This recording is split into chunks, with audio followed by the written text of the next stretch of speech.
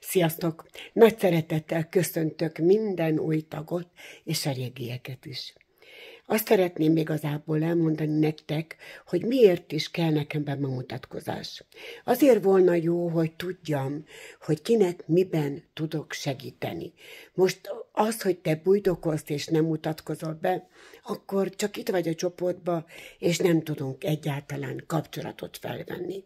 Az volna a legjobb, ha bemutatkoznál, csak egy-két mondattal, nem kell többel. És nyilvánvaló dolog, hogy ez nem nyilvános csoport, tehát nem fogja ezt senki látni. A másik dolog pedig, hogy mit szeretnél. A két kérdést tettem föl a csoport bekerüléséhez.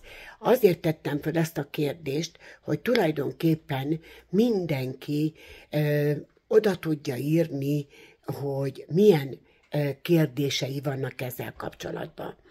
Ami ki van írva a két kérdésre, ha te ezt oda tetted és megírtad, akkor én gyakorlatilag arra fogok hajazni, és oda fogok figyelni arra, hogy számotokra mi a fontos, miben tudok segíteni, és hogy mi az, amiért itt vagytok a csoportban.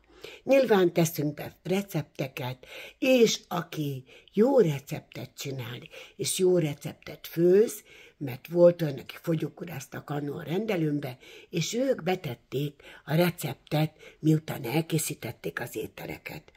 Tehát a fotókat is. Nagyon várom mindnyátoktól egy-egy fogyókúrás étrendet, nem is muszáj étrendet, csak legalább ételt, egy-egy ételt, nyugodtan be lehet tenni a csoportba, és nem beszélve arról, hogy a probléma van, akkor azt gyakorlatilag orvosoljuk.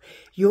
Tehát fogok csinálni videókat többször, fogok többször kérdezni tőletek, és azokra a kérdésekre, ami válaszokat ti föltettetek nekem, én arra fogok válaszolni.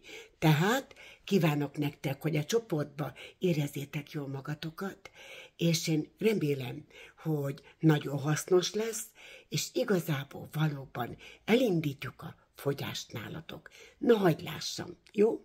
Sziasztok, minden jót!